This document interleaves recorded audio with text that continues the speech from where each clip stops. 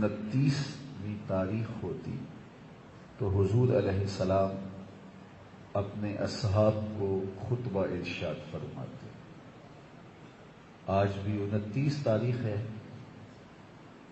اور جمعۃ المبارک کا دن ہے۔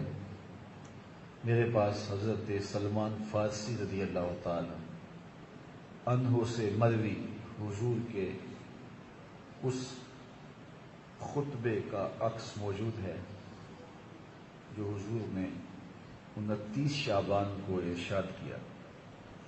تو آئیے آج وہ خطبہ سنا کر کے میں حضور کی سنت کو ادا کروں اور آپ سن کر کے صحابہ کی سنت کو ادا کریں۔ حضرت سلمان فارسی رضی اللہ تعالی عنہ فرماتے ہیں، خطبنا رسول اللہ صلی اللہ علیہ وسلم فی آخر یوم من شعبان۔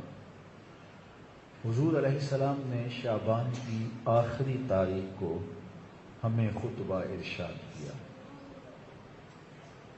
فقال، خطبہ ارشاد کرتے ہوئے رسول کریم نے فرمایا، یا ایھا الناس، اے لوگو، قد اظلکم شہر عظیم شہر مبارک شہر فیہ لیلۃ خیر من الف شہر۔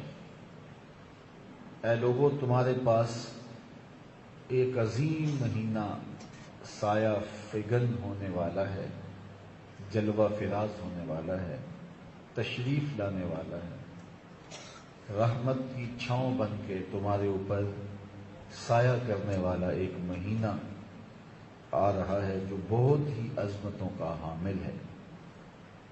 شہر مبارک، یہ برکت والا مہینہ ہے۔ شہر فیہ لیلۃ خیر من الف شہر، اس مہینے میں ایک ایسی رات ہے جو 1000 مہینے سے بہتر ہے۔ لیلۃ القدر 1000 مہینوں سے بہتر ایک رات اس امت کو دی گئی۔ 83 سال 4 ماہ بنتے ہیں۔ 83 سال 4 ماہ مسلسل کوئی بندہ عبادت کرتا رہے اور ایک لیلۃ القدر کا قیام کر لے، یہ قیام ان 83 سال 4 ماہ کی عبادتوں سے پھر بھی افضل ہے۔ یہ حضور کے صدقے سے ہمیں عطا کیا گیا اور یہ قرآن کی نص ہے، لیلۃ القدر خیر من الف شہر، یہ 1000 مہینوں سے بہتر ہے۔ تو کہا اس میں وہ بابرکت رات ہے جو 1000 مہینے سے بہتر ہے۔ جعل اللہ صیامہ فریضہ، اللہ نے اس مہینے کے روزوں کو فرض بنایا۔ وقیام لیلۃ تطوعا، اور اس مہینے کی راتوں کو نفل بنایا۔ حضرت ابو ہریرہ رضی اللہ تعالیٰ عنہ سے روایت ہے، میرے حضور نے فرمایا، من صام رمضان ایمانا و احتسابا غفر له ما تقدم من ذنبہ، جس نے ماہ صیام کے روزے رکھے ایمان کے ساتھ اور محاسبہ نفس کے ساتھ، اللہ اس کے پچھلے سارے گناہ معاف فرما دیتا ہے۔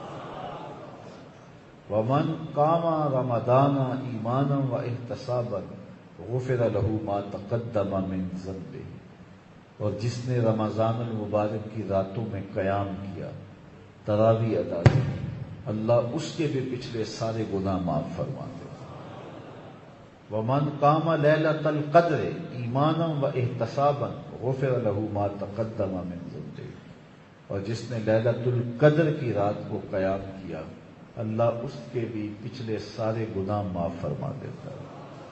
تو یہ رحمتوں بھرا مہینہ ہے، اللہ کی خاص اس مہینے میں نازل ہونے جا رہی ہیں۔ تو فرمایا جعل اللہ صیامہ فریضہ، اللہ نے اس مہینے کے روزوں کو فرض قرار دیا ہے۔ وقیام لیلۃ تطوعا، راتوں کے قیام کو نفل قرار دیا ہے۔ من تقرب فیہ بخصلۃ من الخیر کان کمن ادی فریضۃ فیما سواہ، جس نے اس مہینے میں کوئی اچھائی کی تو وہ ایسے ہے جس طرح اس نے فرض ادا کیا ہے۔ یعنی اس مہینے میں ایک نفل ادا کرنے کا، ایک نفلی عبادت کرنے کا، فرض ادا کرنے کے مطابق ثواب ہے۔ ومن ادا فریدۃ فیہ کان کمن ادا 70 فریدۃ فیما سوا، اور جس نے اس مہینے میں کوئی فرض ادا کیا تو گویا اس کو 70 فرضوں کا ثواب عطا کیا جائے، تو 70 گنا اجر اس مہینے میں بڑھ جاتا ہے۔ تو رحمتوں کی لوٹ سے لگی ہے نا اس مہینے میں۔ اور سنو حضور نے کیا فرمایا، آقا کریم نے ارشاد فرمایا وَهُوَ شَهْرُ الصَّبْرِ، اور وہ صبر کا مہینہ ہے، صبر کا مہینہ ہے۔ اللہ اکبر۔ وَالصَّبْرُ ثَوَابُهُ الْجَنَّةُ، اور صبر کا ثواب سیدھا سیدھا جنت ہے۔ ایک روایت میں آتا ہے الصوم نصف الصبر، روزہ آدھا صبر ہے۔ تو گویا صبر حاصل کرنے کے لیے روزہ رکھ کر کے یہ دولت حاصل کی جا سکتی۔ تو آگے ارشاد فرمایا وَالشَّهْرُ الْمَوَاسَاةِ، اور یہ ایک دوسرے کے ساتھ محبت کرنے کا، باہمی تعاون کرنے کا، الفت و رافت کے ساتھ پیش آنے کا مہینہ ہے، ایک دوسرے کے ساتھ پیار کرنے کا مہینہ ہے۔ وَشَهْرٌ يُزَادُ فِيهِ رِزْقُ الْمُؤْمِنِ، اور یہ ایسا بابرکت مہینہ ہے جس میں مومن کا رزق بڑھ جاتا ہے، مومن کے رزق میں اضافہ ہو جاتا ہے۔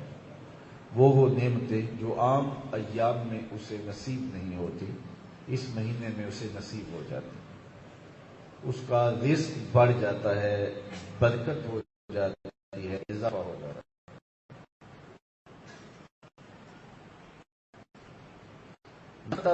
كان له مغفرة لذنوبه وأوتيك رغبته من النار، جس نے اس مہینے میں کسی روزہ دار کا روزہ افطار کروایا، کان له مغفرة لذنوبه، اللہ اس کے گناہوں کو معاف فرما دے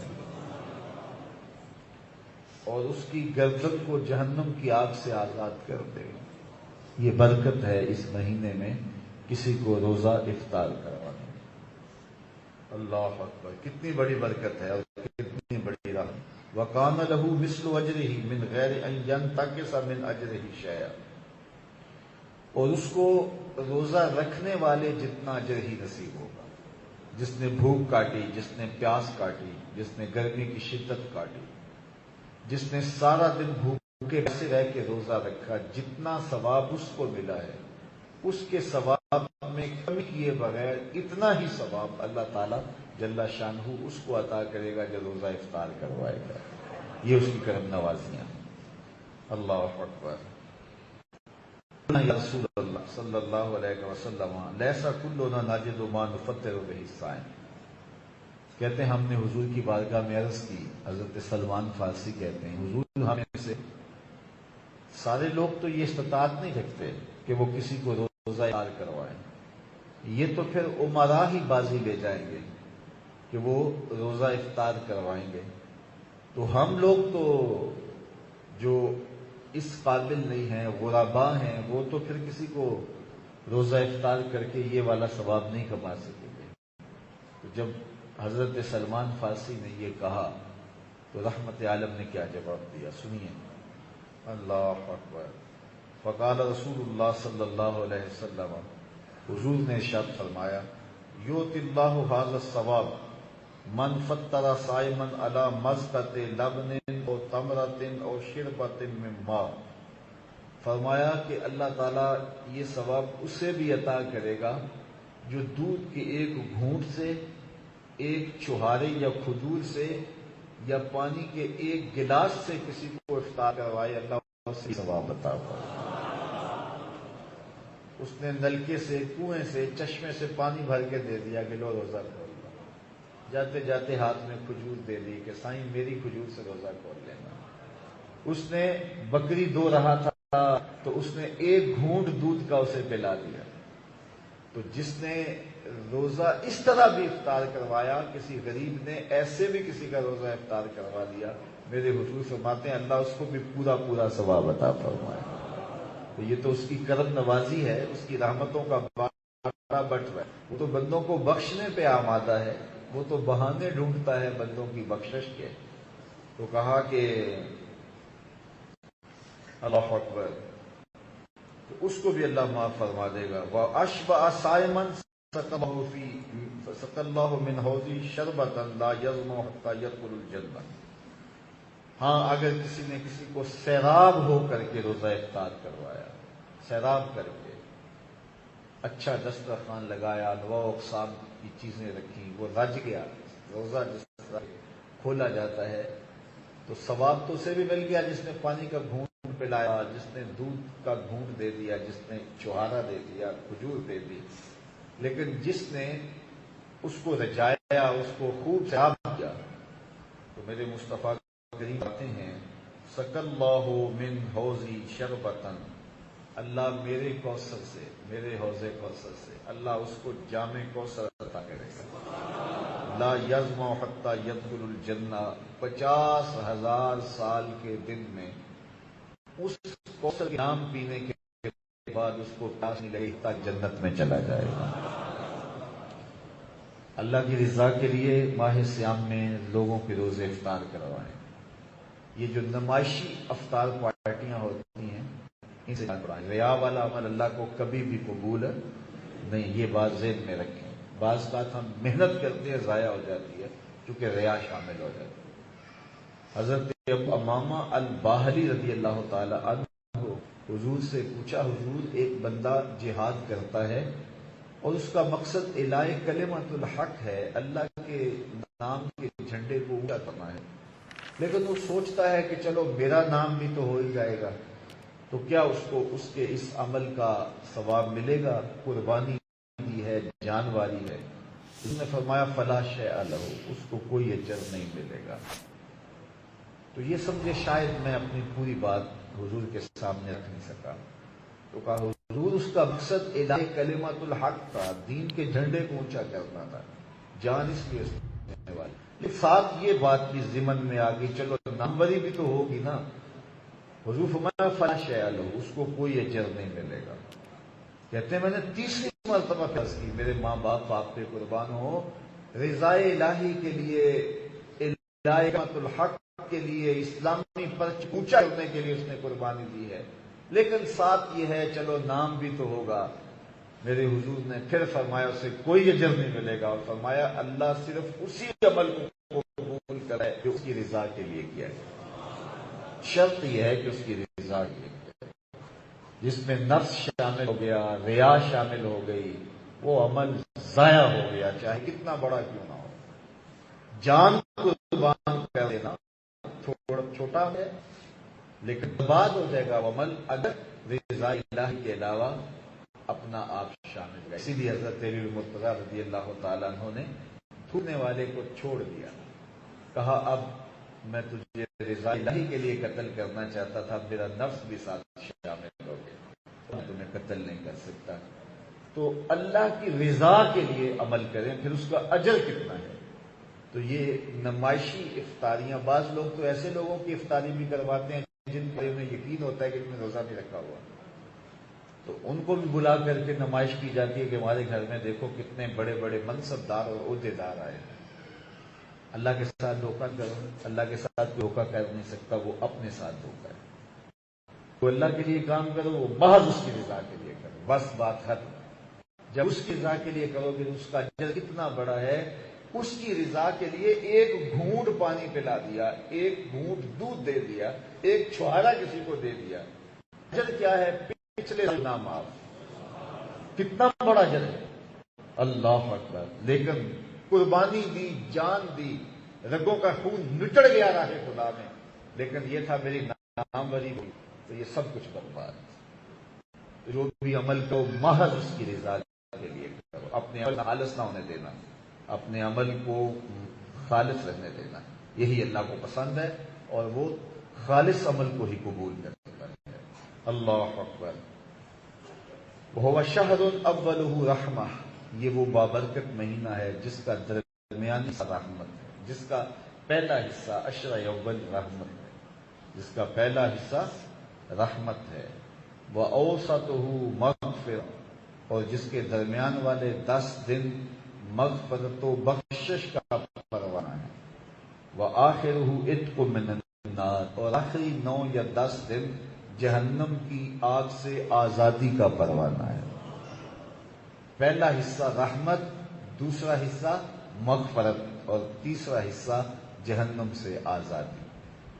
ایسا بھی کوئی موسم آئے گا زندگی میں جیسا رمضان آتا ہے، ماہ سیام ہے، تو پھر کیوں نہ رحمتیں لوٹیں، کیوں نہ جھولی پھیلا پھیلا کے اس مہینے میں رب کی رحمتوں کی خیرات مانگیں۔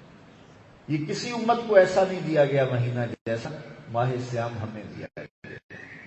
یہ اس امت کے اوپر فضل ہے حضور کے صدقے سے کہ کیسی کیسی راتیں دے دی گئیں، کیسے کیسے دن دے دیے گئے۔ حضور نے فرمایا ایک بندہ صبح سے لے کے ظہر تک مزدوری کرتا ہے، اسے ایک کی رات دیا جاتا ہے۔ ظہر سے لے کر عصر تک مزدوری کرتا ہے، اس کا وقت اس سے تھوڑا ہے، لیکن اس کو بھی ایک کی رات دیا جاتا ہے۔ اور ایک شخص عصر سے لے کر مغرب تک مزدوری کرتا ہے، اس کا وقت دونوں سے تھوڑا ہے، لیکن اس کو 2 کی رات مزدوری دی جاتی ہے۔ پہلی مثال یہود کی ہے، دوسری مثال نصارہ کی ہے، تیسری مثال میری امت کی۔ حضور کی امت عصر کے وقت میں ہے نا، اس کے بعد دنیا کا سورج غروب ہو جائے گا، قیامت آ جائے گا، تو تھوڑے اجر پر زیادہ ثواب رکھا گیا ہے۔ جب حضور نے بیان فرمایا تو یہود بڑے چیخے کہ ہمارا اجر اتنا تھوڑا، تو فرمایا تمہارا تھوڑا نہیں، ہمارا زیادہ ہے۔ تمہارا اجر آج کل اگر 500 روپیہ دیہات چل رہی ہے فرض کرو، تو ایک آدمی مزدور اڈے سے لاتا ہے صبح جا کے، تو اس کو شام کو 500 دیتا ہے، تو اس نے پورا دیا۔ اور اس کو ظہر کے وقت سمجھ آئی کہ کام ختم نہیں ہونے والا، ایک مزدور اور لے آتے ہیں، تو ظہر کے وقت کوئی اور پکڑ لایا، تو شام کو اس کو بھی 500 دے دیا۔ اور عصر کے وقت اس نے سوچا کہ کام اور زیادہ ہے، تو اس نے ایک اور مزدور پکڑا، وہ مزدوری کا واپس جا رہا تھا یا کوئی پکڑ لیا راستے میں، تو اس سے 1.5 گھنٹہ لگوایا، اس کو اس نے 500 روپیہ دے دیا۔ تو پہلے 2 چیخیں کہ ہمیں کام دیا، کام نہیں دیا، تمہیں جو دیہڑی چل رہی تھی اس کے مطابق ہی دیا ہے، لیکن اس کو زیادہ دیا ہے، تمہیں کم نہیں دیا، اسے زیادہ دیا۔ حضور فرمایا تمہیں کم نہیں ملا، اللہ نے میری امت کو زیادہ عطا کیا۔ ایک رات لیلۃ القدر کی ہے 1000 مہینوں سے زیادہ۔ یہ اس امت کے اوپر اللہ کا فضل ہے۔ ماہ سیام آیا، رحمتوں کی لوٹ سے لگ جائے گی۔ روزہ رکھو رحمتیں اتریں گی، تراویح پڑھو رحمتیں اتریں گی، روزہ افطار کرواؤ رحمتیں نازل ہوں گی، سحری کرواؤ رحمتیں نازل ہوں گی۔ اللہ اکبر، دن بھی روشن راتیں بھی روشن۔ کیا مبارک جو ہے وہ مہینہ آ رہا ہے، رحمتوں کی برکھا برسے گی۔ کبھی اعتکاف کے دن ہوں گے، کبھی طاق راتیں ہوں گی، کبھی اجتماعات جمعہ ہوں گے، لیلۃ القدر ہوگی، تراویح ہوگی، تہجد ہوگی، سحری ہوگی، نمازوں کی حاضری ہوگی۔ کیا رنگ ہے اس مہینے کے۔ تو فرمایا کہ اس کا اول حصہ رحمت ہے، درمیانہ حصہ مغفرت ہے، اور آخری حصہ جہنم کی آگ سے آزادی ہے۔ وَمَنْ خَفَّفَ عَنْ مَمْلُوكِهِ فِيهِ، جس نے اپنے مملوک کو، اپنے ماتحت کو، اپنے لازم کو اس مہینے میں تخفیف دی۔ 8 گھنٹے کام تھا، 4 گھنٹے کر دیا، 6 گھنٹے کر دیا، 7 گھنٹے کر دیا۔ یہ تو روزے ہیں، تمہیں مزدوری اتنی ہی ملے گی، ہمارے 2 گھنٹے کام کر دیتے۔ تو جس نے اپنے مملوک کو، ماتحت کو تخفیف دی، پھر اس کو کیا صلہ ملے گا؟ 8 گھنٹوں میں سے آدھا گھنٹہ کام کیا یا 1 گھنٹہ کام کیا، کیا ملے گا؟ سنو میرے حضور نے کیا فرمایا، غفر اللہ لہ وآتقہ من النار، اللہ اس کو جہنم کی آگ سے آزاد بھی کرے گا، سارے گناہ بھی معاف فرما دے گا۔ تو اس مہینے کو کبھی ضائع نہ کرنا، اس مہینے کی برکتیں لوٹنا، اور اس کو من میں سمو لینا۔ اللہ اکبر۔ حضرت ابو ہریرہ رضی اللہ تعالیٰ عنہ سے روایت ہے کہ رسول کریم نے فرمایا، قال یغفر لامتہ فی آخر لیلۃ فی رمضان، رمضان کی آخری رات میں اللہ تعالیٰ میری امت کو بخش دیتا ہے. قیل یا رسول اللہ اہی لیلۃ القدر، کہا حضور یہ لیلۃ القدر ہے آخری رات؟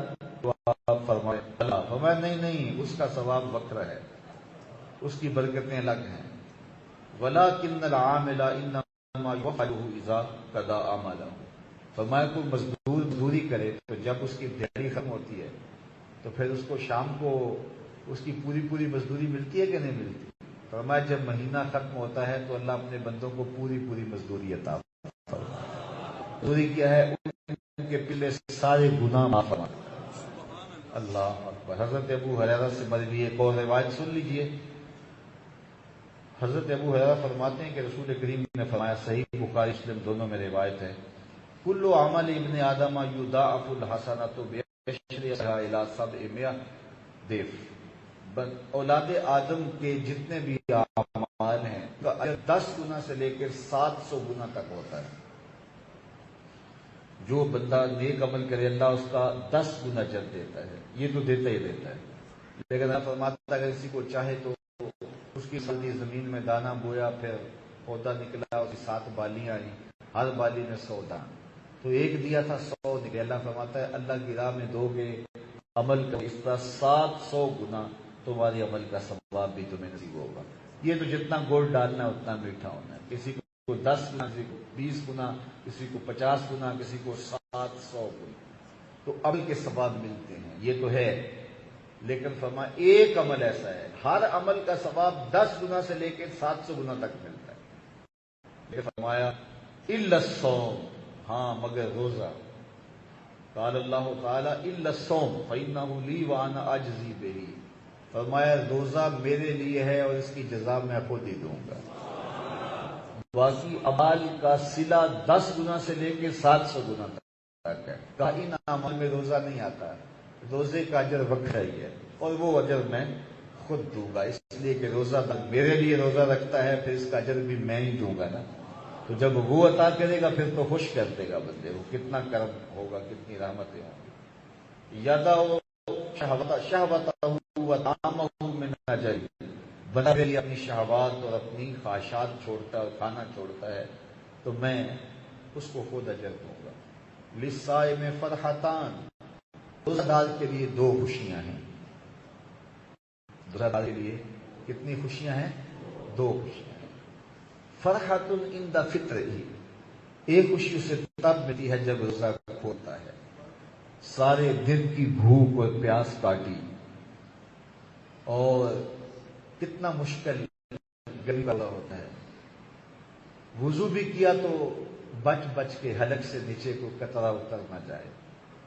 تو جب شام کے لمحے آتے ہیں، ٹھنڈا اور میٹھا مشروب ہوتا ہے، اور جب روزہ اختتام کو پہنچتا ہے تو خیر سے جب تو چڑھ جاتا ہے تو بندہ اس وقت جب اپنے حلق سے نیچے ٹھنڈا مشروب اتارتا ہے تو اس کی رگ کا شکر ادا کر رہے ہو.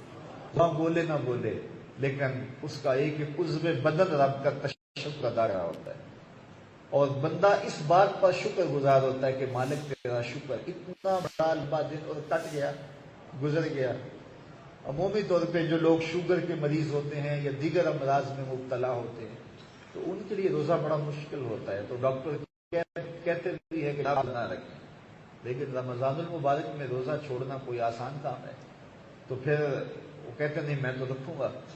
اور پھر جب وہ سارا دن روزہ کاٹتے ہیں تو دوپہر کے بعد تو وہ نزا کسی کیفیت ان کے اوپر پیدا ہونا شروع ہو جاتی ہے. لیکن وہ کہتے ہیں رکھیں گے اور پھر شام کو جب وہ گھڑیاں پوری ہو جاتی ہیں اور شوگر بہت زیادہ لو ہو چکا ہوتا ہے اور پھر اس وقت جب شام کے لمحے آپ قریب آ جاتے ہیں، روزہ کھولنے کی گھڑیاں قریب آتی ہیں، پھر ان پر جو مسرتوں کا جہاں آواز ہے، مالک میں بیمار بھی تھا، تو نے مجھے توفیق عطا کی، یہ تیرا کرم ہے، یہ تیری شفقت ہے کہ تو نے مجھے ہمت عطا کی.